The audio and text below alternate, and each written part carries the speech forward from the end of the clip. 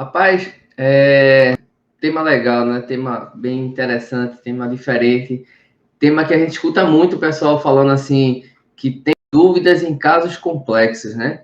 E eu acho que primeiramente o que a gente tem que fazer é definir o que são casos complexos, né? Porque talvez se a gente não tiver uma definição clara, o que é complexo para mim não é complexo para tu, né, Hans? Não é complexo para nosso aluno que perguntou, tá? Então, se a gente entrar no board brasileiro, sabe? Se for seguir as definições do board brasileiro, ele tem uma classificação pontual, né? Através de pontuação, sabe? O que seria um caso complexo e o que seria um caso de uma complexidade menor, vamos assim colocar, tá? E acima dos 20 pontos, né, a gente já começa a entrar na categoria dos complexos. E quanto mais longe, né, dessa margem dos 20 pontos, mais complexo seria o caso, sabe? E para vocês terem uma ideia, né, eu peguei aqui, só para vocês terem uma noção de grau de complexidade, como é que ele faz essa métrica. Por exemplo, sobressaliência. A gente sabe sobressaliência de 3,1 a 5, né, estaria dentro do normal, né? Seria a sobressaliência natural que os dentes possuem. Então, não pontua. Mas, por exemplo, se ele tem uma sobressaliência de 0,9, né, até 0,9, né, que seria aquela mordida em topo, então pontua é 1 ponto. Se é de 5 a 7, já são 3 pontos. E assim vai. Isso ele classifica também para sobremordida, para mordida aberta, né? Se é só anterior, quantos dentes são, se é posterior, quantos dentes são posteriores, aí possuem pontuações diferentes. Para apinhamento, né? O grau de apinhamento, quanto de apinhamento existe, e aí pontua 1, pontua 2, pontua 3, 4, e assim vai. Dependendo de quanto mais apinhamento tem, né? A ação existe. E com relação à oclusão também, se é classe 1, se é 2, se é 3, tá? Se é 2 de um lado, 3 do outro, mordida cruzada, se é por lingual, se é mordida cruzada vestibular, né? Aquela mordida em tesoura, né? Mordida Brody, e assim vai, tá? E assim ele vai pontuando, e quanto mais longe dos 20, né, dessa margem, mais complexo seria um caso. Então, mais dificuldade a gente teria para resolver, mais mecânicas a gente teria que fazer, mecânicas que eu digo assim, mecânicas complexas, tá? E provavelmente, né, se for para resolver todas as queixas que seriam necessárias, mais tempo de tratamento e mais efeitos colaterais a gente estaria se arriscando a ter, tá, Hans? Seria dessa forma. Pronto. O board brasileiro, quem não conhece, né, chama BBO, né? Existe o board americano também, tá? Da ABO, tá? É uma, digamos assim, uma parte da ABO, né, formado por ortodontistas de uma grande credibilidade, tá? E são eles que fazem uma prova, tá? Para dar um certificado a você, né, que você é um ortodontista, digamos assim, de um nível diferenciado, tá? De um nível diferenciado com relação a seus casos, né? E aí eles pedem que você faça determinados casos com determinados graus de complexidade, tá? Seriam 6 casos, na verdade. 3 acima dos 10 pontos, entre 10 e 20, e 3 casos acima dos 20. Então, é uma instituição séria, seríssima, tá? Então, dessa forma, foi uma forma que eles encontraram de quantificar, né? Seguindo os critérios também do americano, para que a gente saiba que nível de ortodontia você vem praticando, tá? Então, dá uma tranquilidade para a gente quando você se vê, digamos, fazendo casos daquele nível de complexidade por uma instituição como essa, tá? É como se fosse um certificado de que você é um orto diferenciado, vamos assim falar, né, Hansa? Seria dessa forma, tá? E aí perguntar aqui, né, se a gente consegue, né, tornar essa definição mais prática, né? Eu vou tentar tornar uma definição mais prática pensando como aluno, tá? Eu classificaria meu caso como complexo. Olha, né? Eu classificaria dessa forma. Cada um se conhece, né? Cada um sabe que tipo de mecânica está acostumado a fazer, que tipo de caso se sente à vontade em fazer, tá? E isso conhece seus limites, exatamente, Hanson. E aí eu classificaria para o meu aluno o que seria casos complexos, seriam os casos que você se sente à vontade em fazer, sabe, Hanson? Que você se sente seguro em fazer. Seria dessa forma que eu classificaria, né? Se a gente vê o caso, né, deu o diagnóstico dele todo, né, fez o planejamento e viu nesse planejamento, por exemplo, que existem mecânicas que são complexas para mim, então aquele caso se torna complexo. As chances de eu desandar, né, naquele caso, são maiores, tá? Por não ter domínio de tal técnica. Outra coisa que eu classificaria como complexo é eu pegar o paciente, olhar para ele e não saber dar o diagnóstico dele, tá? Então, se eu olho para aquele paciente, né, e fico assim, caramba, eu não sei qual o diagnóstico dele, né? Eu não sei se ele é um padrão face curta, eu não sei se ele é um padrão 1, tá? E são tratamentos diferentes, né? E como o Manuel colocou aqui, né? Às vezes a gente leva um caso que a gente acha que é até simples, vou só mostrar aqui, que é um caso simples, só para ver como é que eu vou, sei lá, posicionar esse dente, né? O resto está tranquilo, é um caso simples. E quando a gente mostra para o professor, né, que já tem um tempo maior de ortodontia, que na verdade essa é a diferença, né? Porque ele é mais inteligente, né? Porque ele está como professor, não. Na verdade, ele tem um tempo maior, então já viu muito mais casos, né? Já errou mais, e como por errar mais também, né? Por ter mais tempo, ter feito muito mais casuística, a gente tá? E daqui a 10 anos vai ter uma visão melhor ainda, daqui a 20 anos vai ter uma visão melhor ainda. E aí o professor vai vir, né? Olha, cuidado, viu? Aqui é um caso complexo, né? Aqui tem que ver isso, tem que ver aquilo. E aí, como a gente já foi também aluno, fica naquela assim de, eita, o que é que ele tá vendo que eu não tô vendo, né? Para estar afirmando isso, né?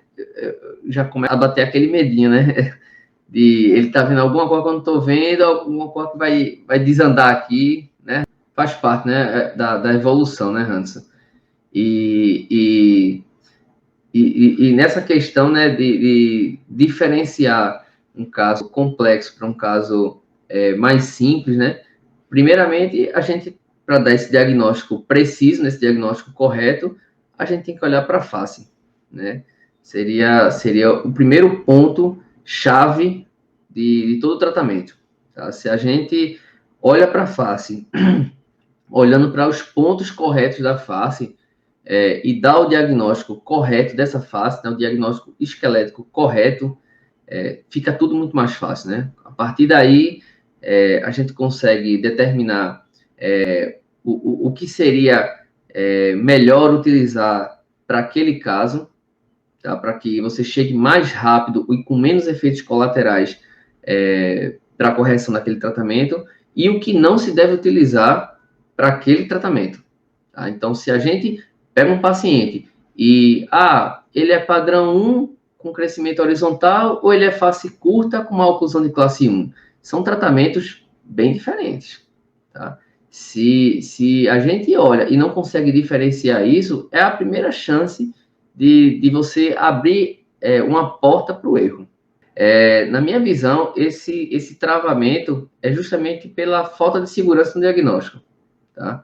Ele pegar o caso e não conseguir ter certeza naquilo que ele está vendo, tá? Às vezes até por limitação do que olha, sabe? Ele não olha para um todo, né? Ele olha apenas o modelo, ele olha apenas uma foto intraoral, ele olha apenas uma cefalometria, e aí, como ele não tem uma visão abrangente do todo, ele fica inseguro, sabe? Ele fica inseguro na mecânica que vai utilizar.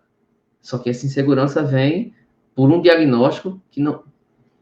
Isso, de uma falta de um alicerce, tá? E esse alicerce, o diagnóstico, exatamente. É como se a fundição, né, como você falou ontem, né, dessa estrutura, desse prédio, ela não tivesse segura, não tivesse bem realizada, digamos assim. E aí, às vezes, quando chega esses casos complexos, né, e nossos alunos mostram para a gente os exames, né, normalmente a sequência é meio que igual, né?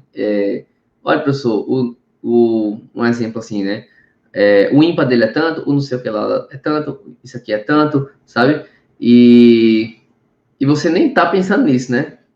A gente, a gente fica olhando para as imagens, né, extraorais do paciente, tentando já diagnosticar ali naquela hora, né?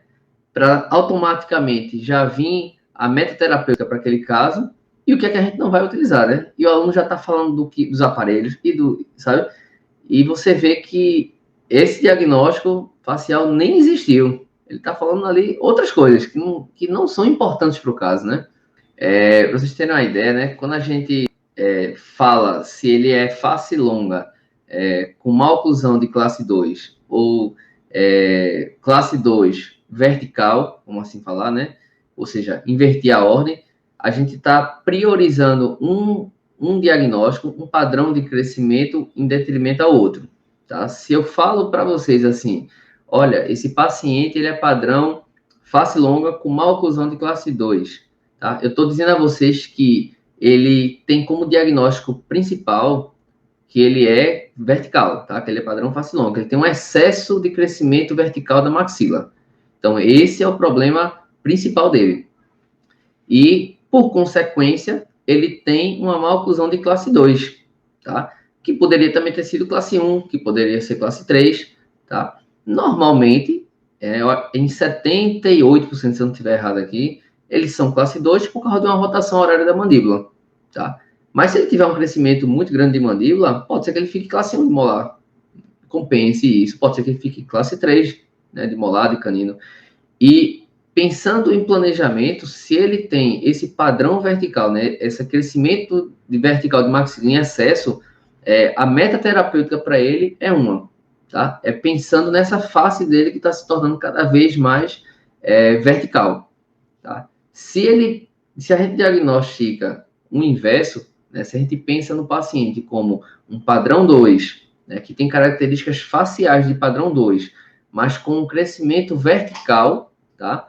Então, o planejamento para ele, né, a meta terapêutica para ele já é visando um padrão 2, mas ele tem como diagnóstico secundário um vertical. E aí já norteia a gente bastante no que a gente não deve priorizar na correção daquele padrão 2, pensando no vertical dele. O que o vertical atrapalharia para esse tratamento do padrão facial dele de 2, né?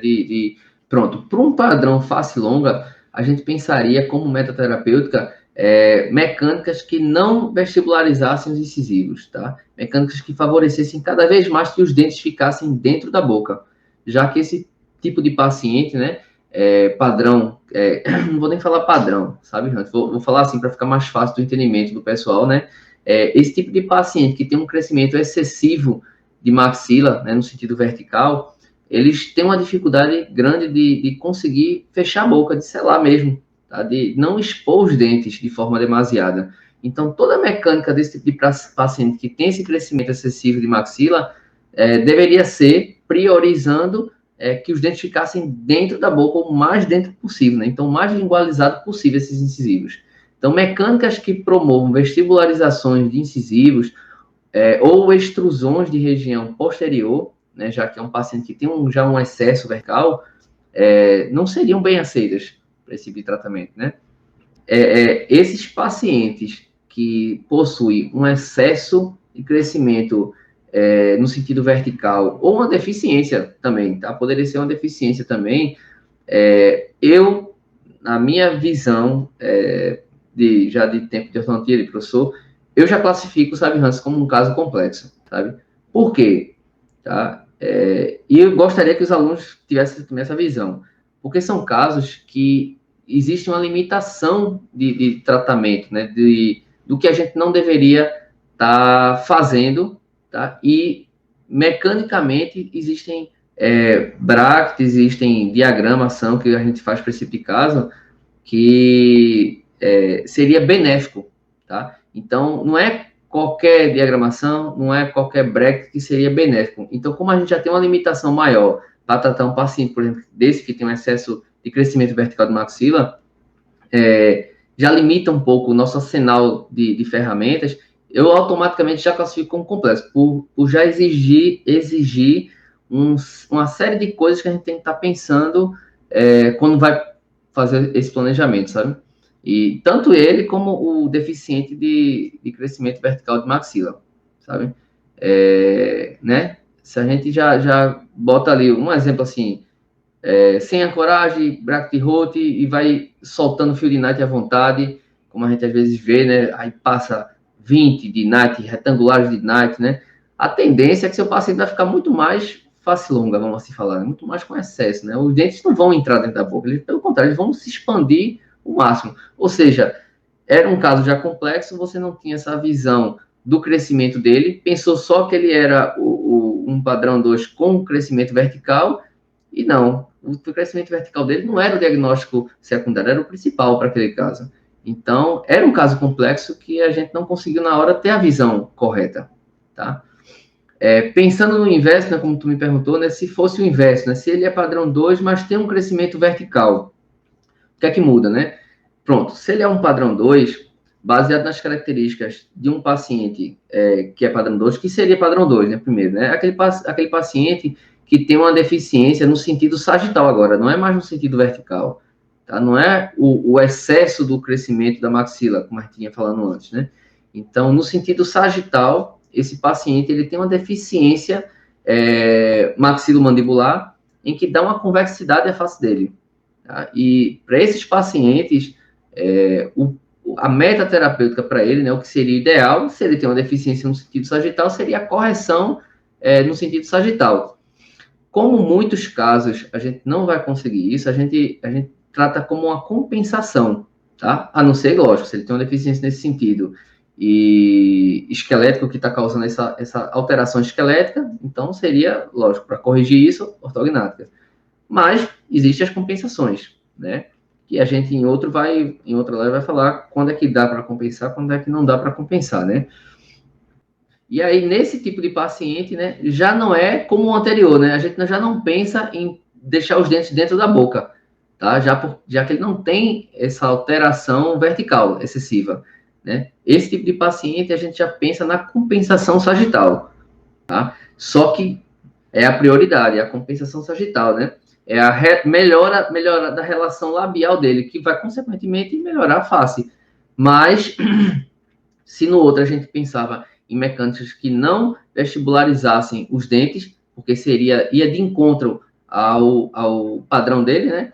Nesse a gente já pensa na vestibularização, principalmente na região inferior, já que em torno de 70%, 70 e poucos por cento desses pacientes possuem alteração na mandíbula, tá? É onde está a maior parte dos defeitos. Se a gente somar isso daí aos que ainda tem combinado, já chega a 80, né? Porque 10% mais ou menos é de protrusão na região maxilar com retrusão do osso mandibular. Tá? Então, para esse tipo de paciente, a gente não vai no arco superior, né? Mas no arco inferior a gente vai. E por ele ter essa deficiência maxilomandibular no sentido sagital e ter como diagnóstico secundário o crescimento vertical, a gente vai utilizar mecânicas que façam isso, mas que não promovam um aumento vertical dentário, tá? Um giro da mandíbula, exatamente. Que B mais A, exatamente, sabe? Um paciente que tem excesso vertical de maxila com má oclusão de classe 2 não é a mesma coisa de um paciente que tem uma deficiência maxilomandibular esquelética, né, com um padrão de crescimento vertical, tá? Exatamente, eu acho que é o principal, sabe? E você tendo esse tempo maior, né, porque os dentes foram para um lugar, digamos assim, não muito aceitáveis para aquela face, você vai ter que desfazer. Você tá vendo que a face não tá ficando agradável. Exatamente, Hans. Então a gente perde credibilidade, né? Vai perder credibilidade, naturalmente, não tem como. Olha, Hans, para casos complexos, em termos de aparelho, né? Eu acho que tem aparelhos que favorecem mais a correção e aparelhos que favorecem menos, tá? vou dar um exemplo muito clássico aqui. A gente estava falando aqui de padrão face longa, classe 2, ou padrão 2, face longa, né? Um exemplo, se você deu o diagnóstico correto, eu diria que 90%, 95% de dar certo, o resto vai dar, tá? Porque automaticamente você já tem na mente todo um planejamento, né? O que vai utilizar para favorecer aquela correção e o que você não vai utilizar, tá? Só que existe essa febre do autoligado, tá? Existe a febre do alinhador, existe a febre, já existiu, né? Vamos assim falar, do Edgewise, e assim vai, né? Como se o aparelho ele fosse o principal para a correção do seu caso, né? E que se você não usa aquele aparelho, você está fadado a não ter o sucesso do seu caso, ao insucesso, né? E para os casos complexos, né? Eu acho muito mais complexo, vou até usar a mesma palavra, a gente resolver esses casos com alinhadores, tá? Que há uma dificuldade no planejamento, eu vou tocar aqui nesse assunto, e de resolver também, em alguns casos, com autoligados, tá? Por quê? Tá? E olha que eu sou muito defensor de autoligado e gosto, você sabe, né? Então, desde... Isso, exatamente. Então, desde o curso do Damon, quando a gente fez, que assim, eu virei fã e com o tempo fui ficando cada vez mais fã. Mas eu reconheço as limitações, tá? Então, não são todos os casos, sabe, Hans, que eu olho e digo, esse eu vou complicado. Porque eu entendo que o principal é eu estar no controle dessa direção, tá? Com o aparelho convencional, a gente tem um controle de torque e de angulação muito alto, na minha opinião, tá? A gente está totalmente no controle daquele carro. Então, se eu quero segmentar um aparelho, se eu quero utilizar mais torque, menos torque, fazer a torção no meu fio, tudo fica muito mais fácil para aquele caso. Se eu estou utilizando um autoligado, essa leitura de torque é reduzida muito, tá? Mas, professor, e se a gente utilizar autoligados interativos, autoligados ativos, sei lá o nome que estão dando agora, que toda hora está mudando. Para mim é bracket que tem a tampa de forma passiva e bracket que vai de encontro ao fio, tá? E se eu utilizar isso, mesmo assim, tá? Todos os trabalhos mostram que a leitura de torque ainda é abaixo de um bracket convencional, tá? Um bracket convencional pode ser vestibular, pode ser polingual, mas um bracket convencional. E se eu utilizar um alinhador, bicho, aí a coisa já muda muito mais ainda, tá? Enquanto num tratamento com ortodontia fixa, a gente está nesse controle, tá? Ou total, ou em uma grande parte no controle desse carro, tá? Total, leia-se um bracket convencional, né? E parcialmente, ou quase total, leia-se um autoligado. Num tratamento com alinhadores, você não está nesse controle total, tá? Você dá os comandos e aperta o botão do automático e deixa a coisa fluir. Isso não me dá uma certa segurança para um caso complexo, sabe, Hanson? Por quê? Você vai trocando aqueles alinhadores e você perde muito controle nesses dentes durante essa troca. Isso é fato.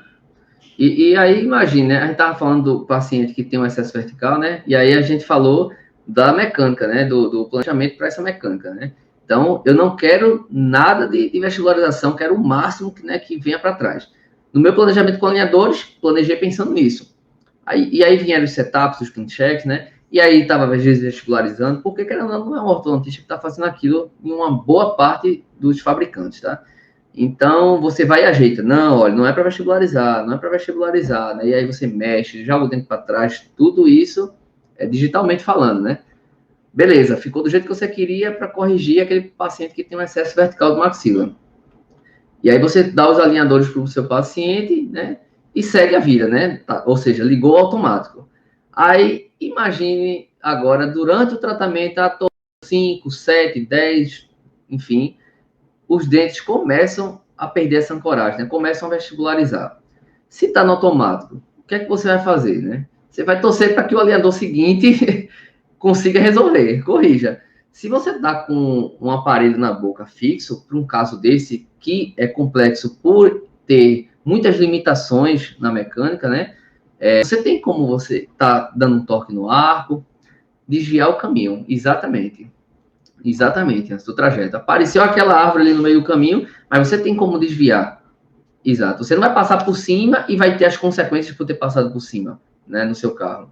Então, é por isso que para casos complexos, né, como aqui, de vez em quando aparece, o paciente chega, não, me indicaram o senhor para fazer tal marca, que é a mais conhecida, e aí eu vim fazer. E aí, quando eu avalio o paciente, eu fiz, olha, eu não faço não com isso, não. Eu só vou fazer se for com fixo, vou fazer se for com ligado, só vou fazer... Ou seja, eu descartei o alinhador, mas eu descartei porque meu diagnóstico para aquele caso, né, Hans, ele já tem uma limitação, foi preciso, tá? Eu já sabia as limitações que eu tinha para aquele caso, eu já sabia o que era melhor para utilizar para aquele caso e consegui visualizar que o alinhador não seria o melhor. Eu posso até terminar com o alinhador, como você até fala, né, o tratamento híbrido, né? Perfeito. Ou seja, você corrigiu o que o alinhador não é capaz de corrigir para aquele caso complexo, que exige uma mecânica maior, e aí finaliza com o alinhador, porque o paciente não quer passar muito tempo com o Brecht, né? E aí ele termina os últimos meses do tratamento dando aquele refinamento com o alinhador. Você já está com a boca livre, né? Para poder ter sua atividade normal de higiene, de comida, de tudo, né? Vai. Eu, na minha opinião, sabe, eu acho que a gente não pode ser afoito, né? Achar que o que o fabricante diz e mostra de casos vai dar certo para você, sabe? Eu acho que não é assim, sabe? Pronto, acho que agora já deu nosso tempinho aí, nossa live 707 foi. Pessoal, agradeço aí, né? Amanhã tem mais. Valeu pela participação. Valeu, galera do YouTube. Valeu. Tchau, galera. Aí, tchau, Hanson. Valeu, filho.